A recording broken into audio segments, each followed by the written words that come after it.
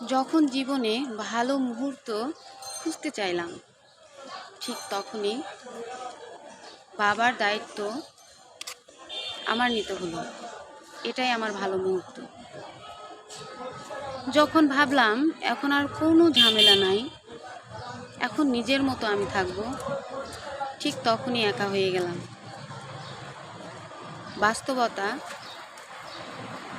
আসলে সত্যি বাস্তবতা মানুষকে শেখায় প্রতিটা মুহূর্ত কিভাবে চলতে হয়, প্রতিটা সেকেন্ড, প্রতিটা মিনিট, প্রতিটা ঘন্টা, সব কিছু নিয়েই বাস্তবতা। আছি এখন বেশ ভালোই আছি। বাবা আমার সাথে, আমি বাবা, সংসারটা যেন একদম স্বর্গের মতো, এভাবেই যেন থাকে।